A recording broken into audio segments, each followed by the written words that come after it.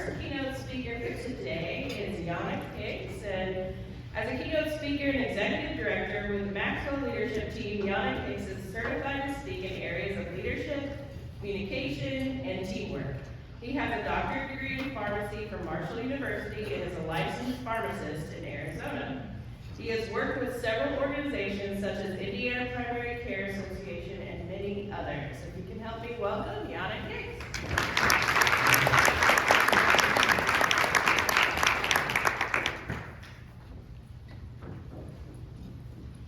Well, good morning, everyone. Good morning.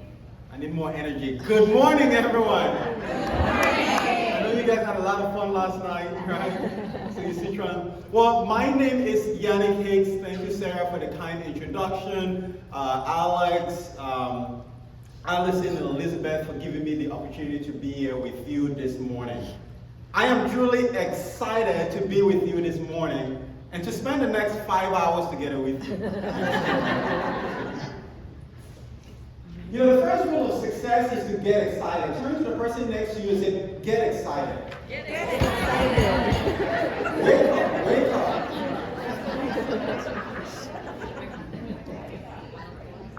I have two guarantees for you this morning. The first guarantee is that I'm going to give you something that you can apply to your life and organization today. I have the privilege of teaching you one of the greatest skill sets that have helped me to grow and develop as a leader. So at the end of this presentation, I'm going to give you something that you can apply to your practice that can make a significant difference in your career. The second guarantee that I have for you is not only am I going to give you something that you can apply to your organization today, should you find the information that I share with you to be beneficial, I'm going to be offering you all a free 45 minutes leadership training for your company or organization. So if you write on the back of your business card or whatever paper, leadership, in me your card at the end of the presentation, I'm more than happy to do the free 45 minutes leadership training. By the way, I don't live in Indiana, I live in Atlanta, Georgia area, where Jesus lives. All right, so let's get this show on the road. Of course, that's my contact information. I grew up in Cameroon, West Africa, with my grandparents. My grandfather was very instrumental in laying the foundation for my life. To picture me, I was a little boy, used to be handsome, they don't know what happened. Life happened. But growing up, my grandfather was very strict and stern and disciplined. When I was a little boy, he was a retired nurse. And so there were several disciplines that he began to instill in me, like servant leadership. You know, most of the time, my grandfather would wake me up at 4 o'clock in the morning, around 6 o'clock. Patients and people would be lined up in front of our home, and they would come up to him, and he would provide them care. And he would give them vaccinations for the kids. He actually also delivered babies, right? Midwives, right? I don't know, midwives, mid-husbands? I think they need to start doing that, right? You know, some of the men that are here. But he also, you know, delivered babies. But he made sure that I was around him to observe. So I learned about servant leadership from my grandfather. I also learned about excellence. Whether it's in school, whether it's serving the patients, and I had to perform at a level of excellence. So in school, I did extremely well because of my grandfather's standard. I was the third in my class. From where I'm from, that's truly amazing. But we only had 3 students. When I was 12 years of age, my grandfather enrolled me in an all-boys minor seminary in the Catholic faith. You know, seems like my grandfather wanted me to become a priest before a friend of mine introduced me to a woman. So I decided priesthood is not for me. So I was 16 years of age when I came to the United States. My grandfather was getting a little bit older and getting sick. And so I didn't have my mentor to be around me. That influence. And so guess what? I began to go downhill real fast. I came to the United States, started sophomore year of high school. But things were very difficult in the beginning. Being from a foreign country, I received my own share of the culture shock. You know, kids would make fun of me because of my accent, had low self-esteem, low self-confidence. So I just wanted a sense of belonging. I wanted to fit in and do what regular kids were doing. And so right before college, I discovered liquor. Then clubbing, all on the same night. And my life was completely torn apart. I barely went to class. I barely studied. I barely cared about the world, literally. I had deviated from the principles and values my grandfather instilled in me when I was a little boy. I went to a community college, got into the University of Georgia, right, Bulldogs, Indiana University, right? You guys did pretty good in football this year. I mean, you guys just, Notre Dame, you guys couldn't get past that. But anyways, went to University of Georgia. In 2012, right after University of Georgia, I got reality check, right? They say reality check is the game. I was basically stuck. I was trying to get into pharmacy school. It wasn't working. Took the PCAT, didn't do it. I didn't do well. So I was stuck. I felt like a failure. How many of you ever failed at least once before by a quick show of hand? How many of you know Murphy's Law? If you haven't heard of Murphy's Law, Murphy's coming for you. I'm just kidding, right? I'm just kidding. Yeah. I was stuck, I didn't know how, because pharmacy was what I wanted to go to. In the meantime, I moved to Northern California, working in a developmentally disabled facility that my uncle owned. Take his patients to day program and do some other things. So I was just there trying to figure out my life. And that's when good fortune came my way, right? Who can explain good fortune? Jimmy says, things just don't happen, things happen just. Right? We need things to happen at a particular time in our lives when we can't really explain. And I got a phone call from a friend named Francis. I said, Francis, how you doing? He said, doing okay. He asked me how am I doing? I said, I'm doing okay. He said, no, you're not. He said, I've been listening to some personal and spiritual growth and development information, and you're going to find it beneficial. He went on to suggest that I download an app and listen to Joel Osteen. Joel Osteen is a pastor and minister in Houston, but his stuff is like motivational, inspirational. And I listened to Joel Osteen's message, and that was the day that turned my life around. I've never been the same ever since then. When I listened, that's when I started the journey of personal and leadership growth and development. And of course, I went from Joel Osteen, then I began to study thought leaders like John Maxwell. I've never heard of John Maxwell by a quick show. Okay, some of you have. So John Maxwell is the #1 leadership expert in the world, and his publisher recently told him he has written leadership content than anyone else on the history of this planet. So this is someone you can definitely learn from. I began to listen to Joel and John Maxwell and some of the other thought leaders, and I began to apply what it is that I was learning. And that's the most important thing, apply, because you see, most of the things I'm going to share with you today are things that you already heard of before, because you guys are seasoned leaders. But instead of saying to yourself, I've heard this before, which is one of the most dangerous words in any language, why don't you instead say to yourself, how well do I do that?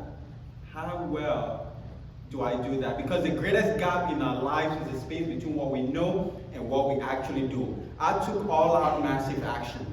I said, I have to do something with this alcohol. So now for almost 12 years, I quit drinking alcohol completely. I stopped hanging around my party buddies. I stopped going to the club, stopped smoking. I made a 180-degree turn to the lifestyle I was leading. Why? Because of personal leadership growth and development. I was listening to every single day. My life began to change. I saw how I just got into personal leadership growth and applying the principles. In 2.5 months, I got accepted into Marshall University School of Pharmacy. And that's when I knew this thing works. So let's picture me and my mom. Like, my mom is also a nurse, right? So why do you think that my mom is also a nurse? She's doing travel nursing right now in Maine. So of course, the white ceremony, and 4 years later, when I graduated from pharmacy school. I remember even when I was stuck with again in pharmacy school, my mom said, you should try to be a nurse. It's like, Mom, I don't have that kind of compassion. Deal with blood or something like that. Yeah, I give a lot of kudos. I couldn't be. But I continued the process in pharmacy school. And of course, graduated 4 years later. So pharmacy school was in West Virginia. How many of you have been to West Virginia by a quick show? Oh, wow. You don't want to go to West Virginia. Ain't nothing happened in West Virginia. I'm just kidding, right? Anybody here from West Virginia? Oh, okay. Yeah. So 4 years later, graduated from Marshall University School of Pharmacy, and then that's when I decided to become part of the Maxwell leadership team. So create transformation. I have the privilege of traveling to different parts of the country, Indiana Primary Health, and different part of the country. But I learned about influence. You see, 20 years ago, my grandfather, my hero, the person that had influence, passed away. But it's the philosophy and the discipline I instilled in me is what drives me. It's the reason why I woke up at 4 o'clock in this morning. It's the reason why I'm here today to speak to you, to share someone that has had that kind of influence in me. I want to make him proud. I want to do something. How about you?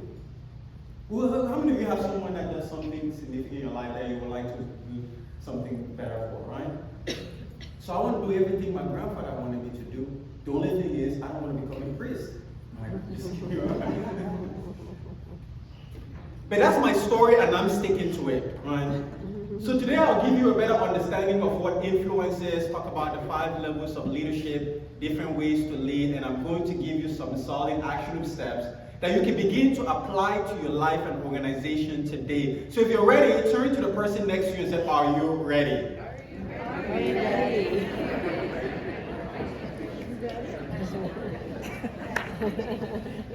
Turn back to that person and say, it's about time.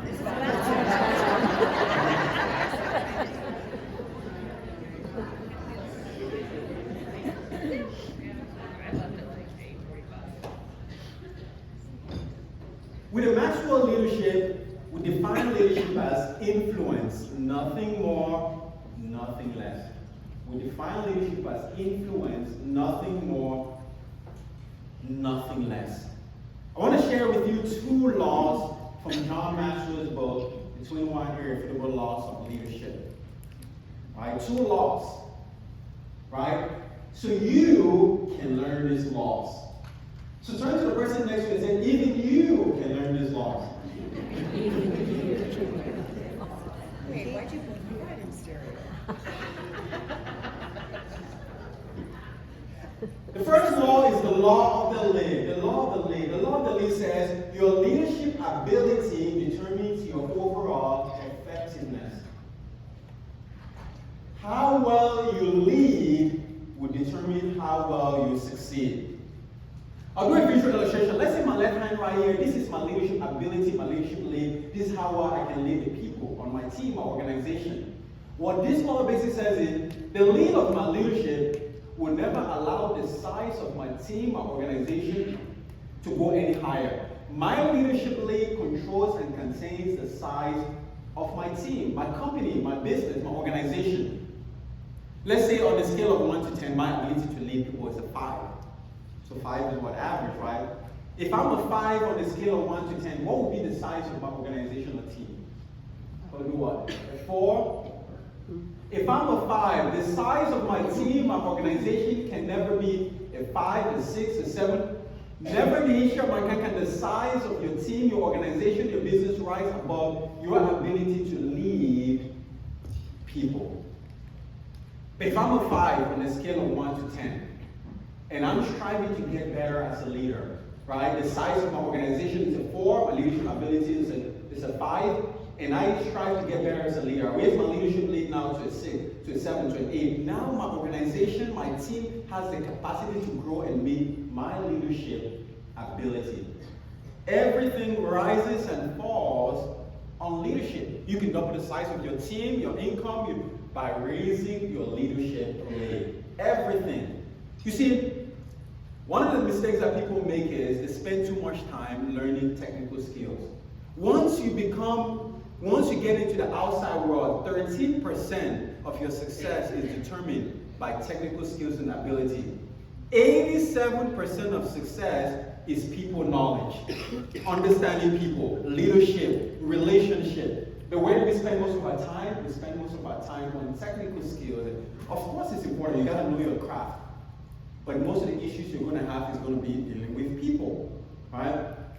Everything rises and falls on leadership. The next law I want to talk to you about is called the law of process. The law of process says leadership develops daily, not in a day. Leadership develops daily. It takes time to become a good and highly effective leader or become a great leader. You see, we overestimate the event and we underestimate the process. Right? We overestimate the event coming to this conference this week. Right? Maybe I'll read a leadership book, go to an event, and we think that is going to make us a great leader. And we underestimate the process of daily growing and getting better. Doing something to continue to hone your leadership skills, right?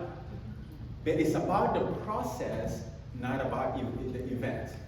Or the process, but not about the event. So make it a long starting. See, once I understood that, I made it a daily goal, right? To get better as a leader.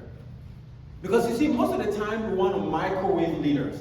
We take these leaders, we put them in the microwave and we zap them. And then when we take them out, that's why we have too many Pop-Tart leaders, right? You see, what we need to do is we need to crock-pot leaders, right?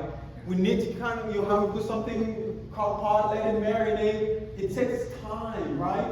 Give it time. Once I understood this law, every day I read for 1 hour. Every day. I read leadership books, go to leadership conference, talk to mentors every day because I knew my success is going to determine how better I get as a leader. Just think about investing 15 minutes every day, listening to podcasts about leadership or about, something, psychology. I don't know, depending on what area you want to improve upon. Think about how that's going to make an impact on you as a nurse practitioner. You could be learning something about, you're a nurse practitioner, but just every day something. It's not, short-term intensity will not beat long-term consistency, right? Consistency is what matters at the end of the day, right? Success is a destination, not a process, right? You guys learning something? Mm-hmm. You're so smart, I can tell you understand what I'm teaching. You're getting it. But I've also noticed that the person to your left is not as sharp as you are.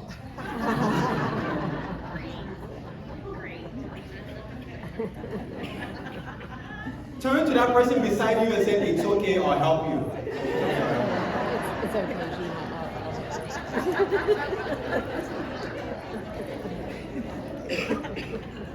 I'll go through this real quick. I want to talk about the 5 levels of leadership or the 5 levels of influence. This is another book you can have it to read. The first level is the position level. The key word is right, R-I-G-H-T-S. At that first level, your people follow you because they have to, not because they want to. They follow you because they have to, not because they want to. You take away the paycheck, you let them clock out, and once they're outside of the door, your influence may go from an 8 to a 2 in a heartbeat. Why? Because you have their paycheck to hang over their heads. You see, positional leaders, they want everybody to know, well, I'm the boss, I'm the boss, I'm the boss. Well, they don't know what the acronym for boss stands for. Big old stupid sucker, right? People don't want a boss, people want a leader. Because the position doesn't make you a leader. The leader makes the position. Leadership is about people, right? Leadership is about people, not about position. So strip away from your mind that leadership is about a title or a position. Let's go to the second level. The second level is the permission level. People give you permission to follow you because relationship. Because they want to, right? Not because they have to. They follow you as a nurse practitioner or director of nursing because they want to, not because they have to. In other words, you have connected with them. You like them and they like you, and so they're not just following you because you're the supervisor, but they're following you because you're a supervisor that people like. Because people don't care how much you know until they know how much you care. People won't go along with you if they cannot get along with you. How many of you know someone that is difficult to get along with by a quick show of hand? How many of you are sitting beside that person right now? See, relationships with people are the foundation of leadership. Why? Because leadership is influence, and you cannot influence people that you antagonize. Right? The first thing that you have to do, right? One of the mission statement for CAPNI is talk about collaboration, right? I mean, before you even want to collaborate with someone, the first thing that you have to do is you have to listen well. Great leaders became great leaders because they were great listeners. They ask questions and they listen proactively. They find out from the people, what is their dreams, right? What is their aspiration? What do they like? As you're communicating with doctors and physicians that you deal with and other, providers, pharmacies, find out what they like. What do you care about? What do you sing? What do you like to do for fun, right? Because in order for you to take them where they need to go, you have to first find out where they are by asking questions and you listen to them, right? Because here is how it works. You have to listen, learn before you lead. You have to listen, learn before you lead. You have to listen, learn before you lead. I remember several years ago, I was dating a young lady and I asked her, what is something that I need to improve upon? What are my weaknesses? She said, do you have 2 hours? She said, you're not a great listener. I said, no. I said, I am. She said, no, you're not. That's when I knew that listening was a major flaw in my leadership. So I determined that I was going to work on it. So every day, at the end of the day, I'll gauge myself on the scale of 1 to 10. How well did I do in listening? How well did I improve? I did that for 30 days to build a habit because I knew this was a major flaw in my leadership, right? I had to work on listening. And then the second thing is you have to observe well. And then the third thing that you have to do is you have to serve your people well. I mean, that's why you're nursing, right? I mean, nurse practitioner. This is servant leadership. What do you care about, right? You have to try to add value to people. Servant leadership. Think about Chick-fil-A, right? That's servant leadership culture, right? You have Chick-fil-A in there? She was very quick to say, yeah, we got right? Chick-fil-A, right? Think about that servant leadership culture. When you go and purchase a chicken sandwich and they give you and you say thank you, what do they say? It's our pleasure. Isn't that sexy? Just kidding, right? It's our pleasure. I want to get more Chick-fil-A, right? But the permission level, the key word is relationship. People follow you because they want to. Let's go to the third level. The third level is the production level. The key word is results. Now, people follow you because of what you've done for the organization. You produce. This is where you begin to gain credibility as a leader. For CAPNI, right, it's increasing the membership. It's increasing the amount of people that come to the conference. It's, growing the organization. People are feeling good about coming to the conference or your company or organization. The morale is high. Things are happening. You're collaborating, right? The collaborative practice agreement, stuff that some of the things that you do in capital, you're making things happen. You're known as a producer. So what are some things that you can do to become a better producer? You gotta lead by example. Because the greatest motivational principle, people do what people see. Leadership is more caught than taught. One of my favorite poems is called The Mirror and Me. When I look in the mirror, what do I see? Reflections of a double-sided me. One side is everything I ever hoped to be, yet my greatest problem is staring back at me. There are times when I want to rush out to get ahead, and I find myself leading when I need to be led. Courage is needed. How can I overcome me? How can I lead others with authenticity? I'll remember the best and the worst in me. Doing this will keep me growing humbly. I'll see others have more faith in me and ask for help with my vulnerabilities. To lead and do right, that is my possibility to do this. I will visit my mirror regularly. Right? The greatest challenge I face as a leader, you're going to face as a leader, is going to be leading yourself. Right? So you have to lead yourself first. You got to be that example. 2 days ago, I was at Georgia Association of Healthcare Executives. They had like an event. I was there. We're sitting in a round table, and the lady that was leading the group or the discussion was trying to help us with elevator pitch, right? So she went around and says, give your elevator pitch, and then she went on to say, you have to say something that is memorable, and she was just going on and on. I said, okay, well, we went around the table, everybody had to give their 30-second elevator pitch. And then she went on trying to explain why you have to make this memorable and, captivating, because these were young professionals and stuff, trying to get more into the healthcare field. And she was going on, I said, hold on, you haven't given your 30-second commercial. Everybody was like, ooh. But I was trying to get her, you have to go first, right? You have to lead by example. You can't just be trying to have people do the elevator pitch. And when she did her elevator pitch, it wasn't memorable to me, as far as I'm concerned. I don't even remember what she said. Some of the people on the table even did better than her, right? Mine wasn't good either, right? I need to work on my elevator pitch. But that's the thing. It bothers me when I'm working with healthcare organizations and they want me to do training with their leader, and the main leader that is getting me there is not involved in the training. You're not leading by example. When you yourself, you're investing with your people, there's more engagement. They want to do more of this stuff. They want to get involved. You got to go first.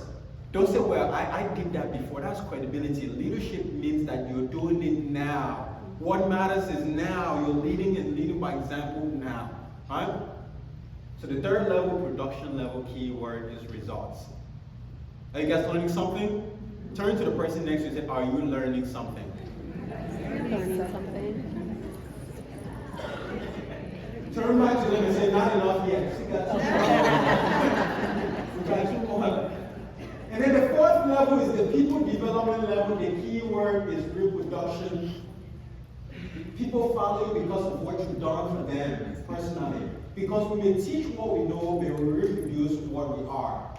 See, to add growth, lead followers, which is level 3. But to multiply growth, to compound your effectiveness, lead leaders.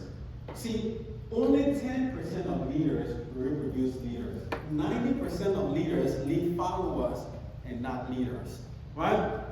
So what are some things that you could do? Because the most appreciable asset in your company or organization is people. What are some things that you can do to become a better reproducer?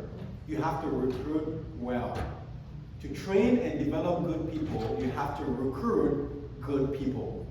But here's how it works. In every company and organization, it's like the revolving door principle, right? You know, we tell the revolving door principle. People are going to come in and people are going to go out. It happens in your company, it happens in our company. People are going to come in, people are going to go out. So the question is not, are people coming in, are people going out?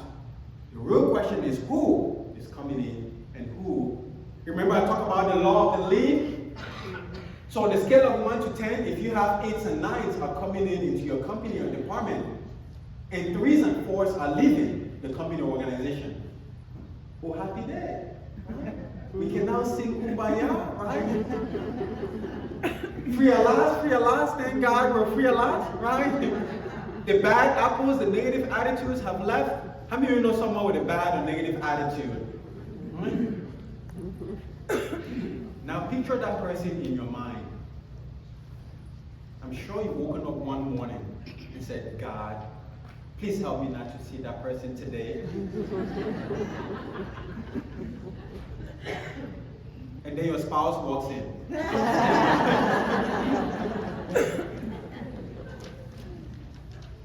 And then if you have 3s and 4s are coming into your company, and 8s and 9s are leaving, you're in trouble, right? So it's who is coming in and who is going out.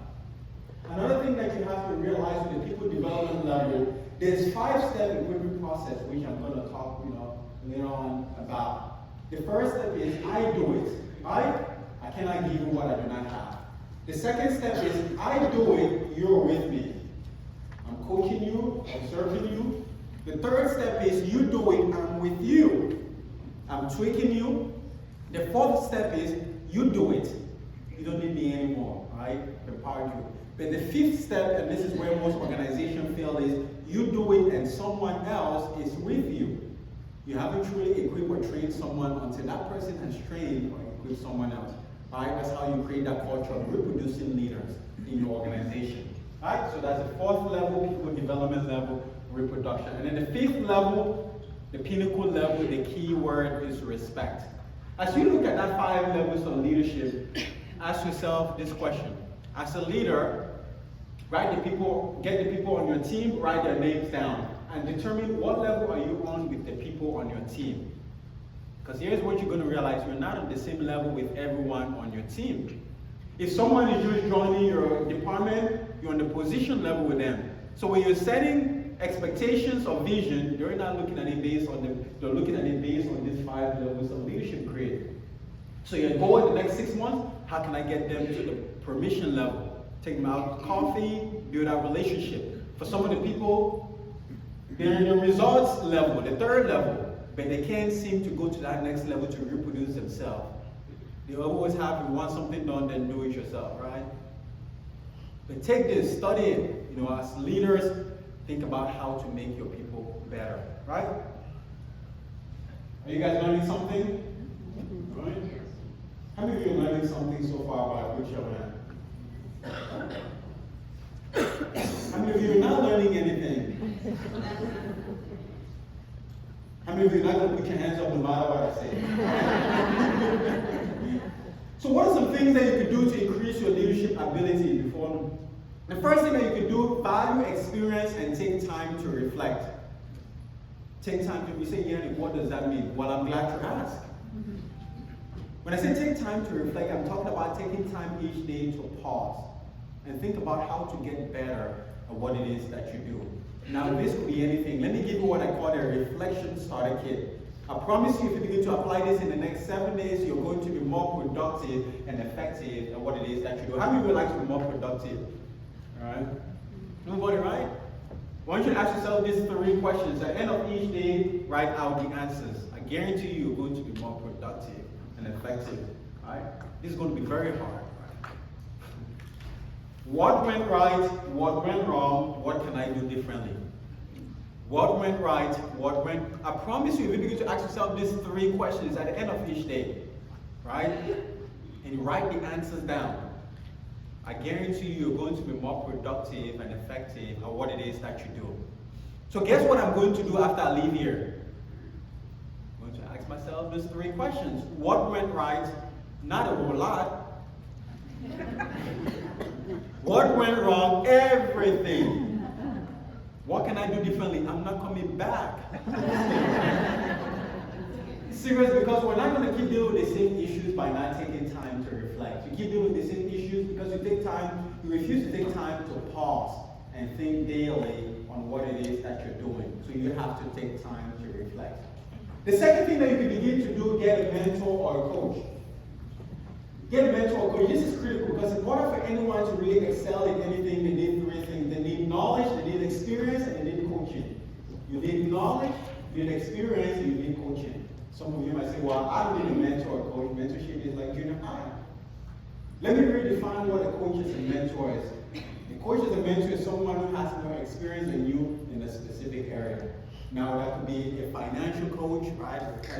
My fiance will, trying to go to Dave Ramsey, right? A health coach. A coach is someone who is a little bit further down the road that can guide you. So I want to remove any age restrictions or gender restrictions. I want you to know we're talking about a coach or a mentor or someone who is a little bit further along. I think about when I wanted to become a professional speaker. I knew I needed mentorship in my life. 2 ways to get a mentor. First way is seek to serve, and second way is to pay to play. And so if you need a mentor in your life, so mentors you're going to have to pay for specific knowledge or experience. So mentors you're going to have to get around them and serve them and be able to see the invisible. But you need a mentor in your life. You can't see the picture when you're in the frame. Right? How many of you have blind spots, right? If you don't raise your hands up, you have a huge blind spot. Right? It's probably not fixable, right? And the third and final thing, do something new. Do something new. What are you going to do something new today? When was the last time you did something for the very first time? Was it the dancing last night?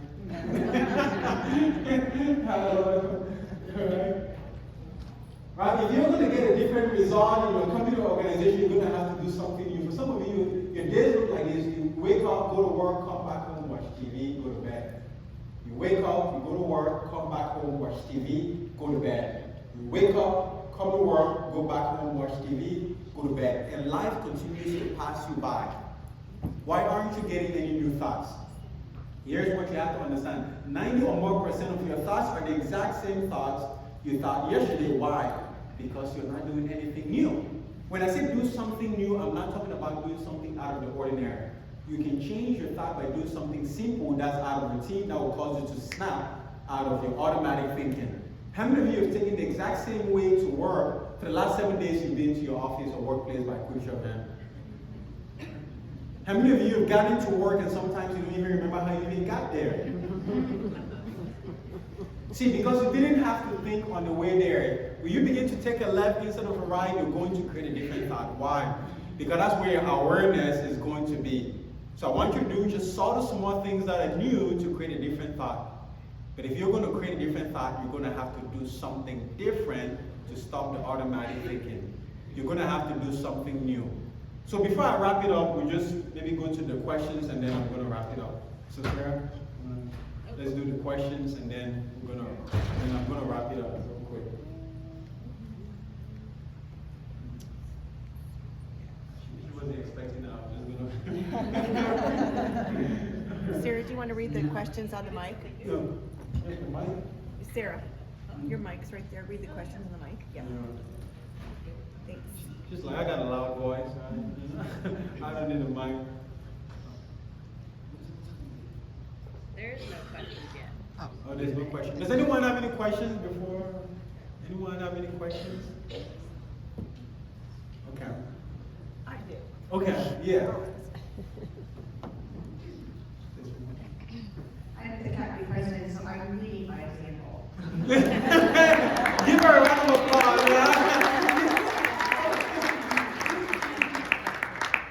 How do you motivate complacency? Wow. That's really leading by example, right? And you know, the thing about complacency is success causes complacency. So complacency is not, it's not necessarily at the bottom or something. When you become successful, you can just turn to coast, right? You just coast in your success depending on, the success that you had yesterday. That's why I always say success ended last night. I have to remind myself because, you can get complacent. One of the ways that I said to kind of motivate people is use this BEST acronym. The B stands for believe in them. Always, have high belief in people, high expectations. I expect the best in you. I know you're going to do great things. We say on the scale of 1 to 10, put a 10 on their heads, right? Even if they're not performing, put a 10 because they're going to rise to your expectations as a leader, right? So what are your expectations? Do you believe in them? Do you feel like they're going to do something worthwhile? The E stands for encourage them, right? Encouragement is oxygen for the soul. We all need encouragement, right? Napoleon Bonaparte says leaders are dealers in hope. They're hope dealers, not dope dealers.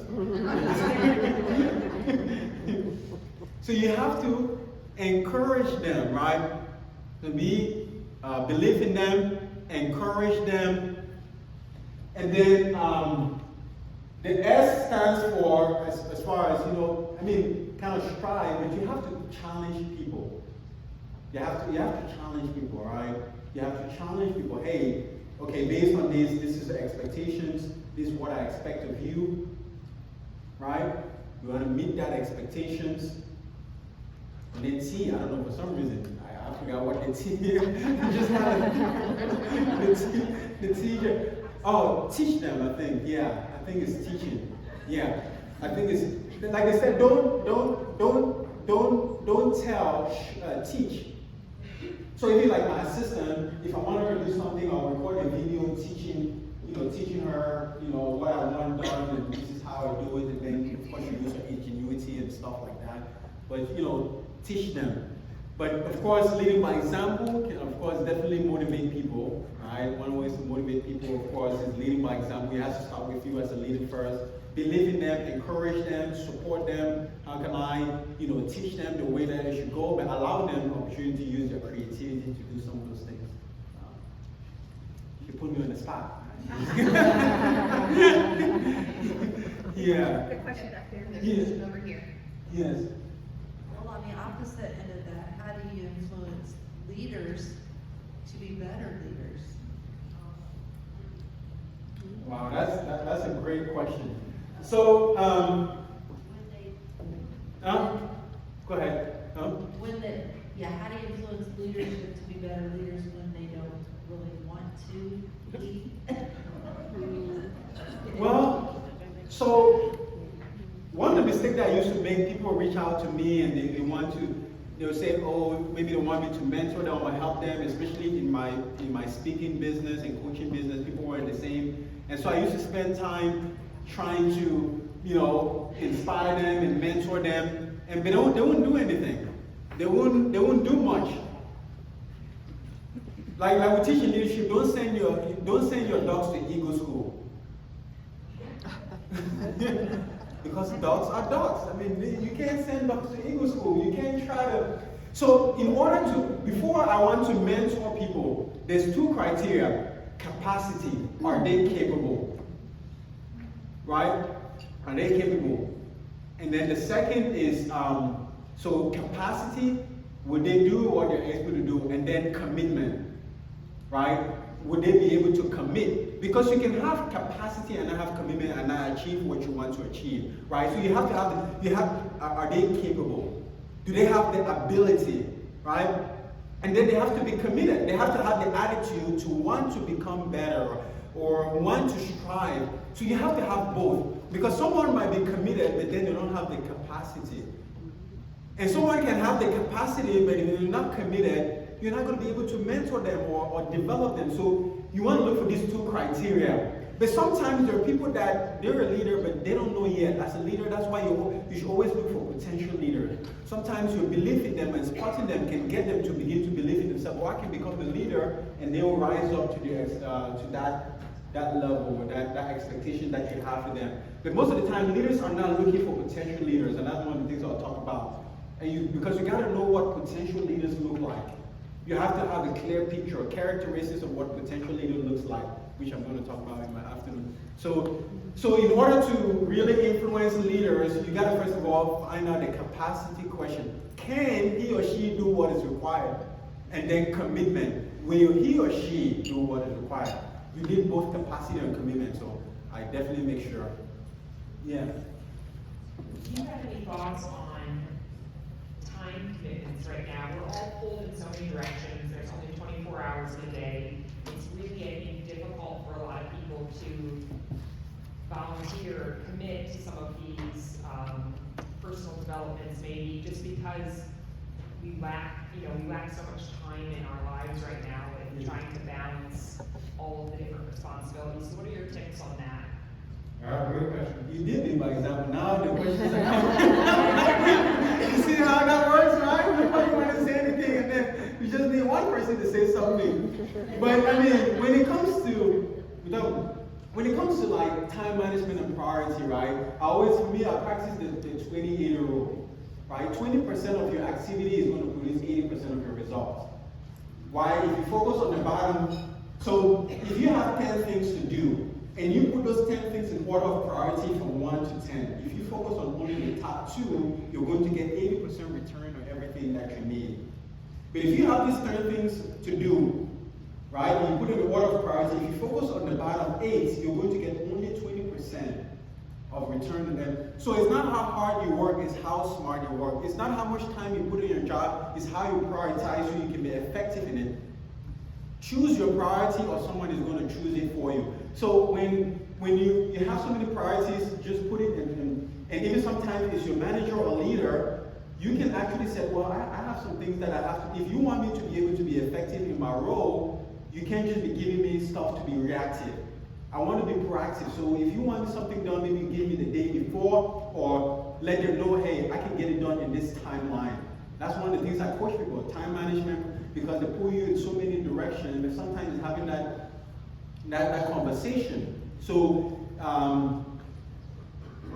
when it comes to even time management, in the high importance stuff and the urgent, right? High importance, high urgency, these are the tasks I tackle first, right? High importance, high urgency, you tackle those ones first, right? And then if they're high importance, low urgency, you set a timeline to be able to, do them. But I know self-care, self-management, I mean, one of the things I decided I also needed to work, burnout and so many things, I mean, especially in nursing and stuff like burnout, and I determined that what I'm going to sleep and rest more this year. So I don't know what that's for you, right? What rejuvenates you? Like I got like almost 7 hours of sleep last night or something, so I'm rejuvenated. So I don't know for you, is it going for a walk? Sometimes you just got to debrief from all the chaos and stuff and take care of you. My fiance do bubble bath. I did bubble bath 10 years ago. I'm just kidding. Right? So what is it that you enjoy doing that rejuvenates you, that gets you excited? Do it. It's going hiking, right? You're not going to kill yourself working in this planet and not doing it. So for me, I determined I'm going to get more rest. So that's what rejuvenates me. I'm going to do that. So I don't know what that's for you, but take care of yourself. Make yourself a priority. It's not selfish. Yeah. So. So you have a room full of leaders here that lead in different ways, but all of us are not in leadership. And so how do you balance leadership and what is followership? Because as leaders, we tend to want to maybe take over, right? Yeah. And when you're in a team and you're not the leader, you have to be a follower. So how do you kind of balance that leadership and followership aspects of your life? Great question. To be a great leader, you have to be a great follower. And you have to continually be a great follower, right? There's no such thing as when you begin to have that expert mindset or have arrived, then you stop learning, you stop growing. You have to have that posture of always of humility, right? Of learning and growing. So, by the way, like I said, leadership is influence. So you don't need a position to be able to influence people, right? Leadership is influence, it's not position. So kind of get the mindset that, you need the position. Think about how I need to influence people. Every day, think about, as I'm coming to work, how can I add value to the people? I don't know, is it complimenting them? Is it what they like? Is it having a positive attitude? So if you come, even if you don't have a position, how can I influence people today? How can I add value to their lives? You see? How can I ask questions and listen to them? That posture. Then you're influencing them, right? And then you begin to influence, and you see how, especially when you're the lower leader, let's say you're a nurse practitioner, you're trying to influence a physician. Remember I talked about level 2, right? Just, ask questions and you listen. Build that relationship with them with no like and trust. Kind of have that posture of wanting to learn, wanting to grow from them. And then once you find out some of the things they like to do for fun, sometimes, maybe they like Diet Coke, you bring Diet Coke and say, wow. They actually know it. And you see, over time now, they will be able to let you be able to do more of the stuff and be able to. So, because you had that posture of wanting to learn, wanting to grow, wanting to develop. So, just look at leadership more of like influence. Even if you're a leader, you're always learning from someone. John Maxwell has mentors. So, even those people in your job, even though leaders, they should be followers, they should learn, because when you stop learning, you stop growing, you stop leading. You're pretty much dead. I'm just kidding. I don't know, did I answer your question? Yeah.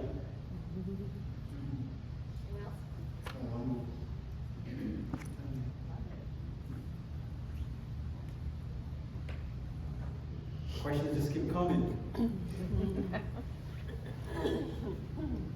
do you deal with people at work that are trying to undermine what you're doing? You mean like a leader? No. Oh. No, someone in a position under you who's sabotaging what you're doing. Okay. So the first thing is, I'll ask, do I have a relationship with this person? Because you don't want to confront people sometimes if you don't have a relationship with them. And if you don't have a relationship with them, and they continually undermine, they continue to undermine I would actually, and if it continues, then I might have to confront them. I might have to sit down and have a conversation with them. I mean, to be able to confront or say something, you want to be able to. I would have said maybe talk to the person that you're close to. That could be another way or another approach. Someone that has influence with them. Maybe you have relationship with that person, and so if you have relationship with that person that can influence them, you can let them know and go through that. But I like to be able to confront the person that I have issues with, not take it to the supervisor or someone that's kind of escalating. But if he continues to have influence, I'll have a conversation with them and just nice approach. Hey, I appreciate it. If it happens the second time, third time, then drastic measure, take it higher up or something like that. So yeah, gotta kill the bird.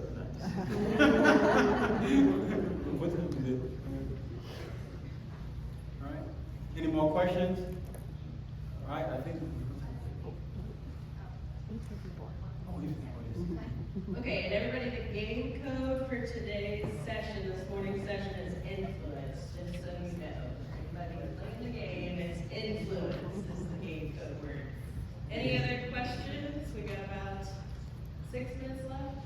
Okay. You might want to show the slide with your contact info, I think it's the next one. Okay. Just if anybody. Yeah, like I said, if you find the information beneficial, I'll offer you guys a free 45 minutes leadership training to accompany my team. So you can write on the back of your business card or whatever paper leadership and hand it to me, or my contact information is there. I'll be more than happy to provide it for you. I want you to know that you're a person of value. You're a person of value who value people and want to add value to them. That's what you do as healthcare providers. You are valuable. I want you to know that you are engineered for success. You are designed for accomplishment. You are endowed with the seed of greatness. You are born to win. You are born to do something significant. You were made for art. You were made for art. Turn to the person next to you and say, you were made for art.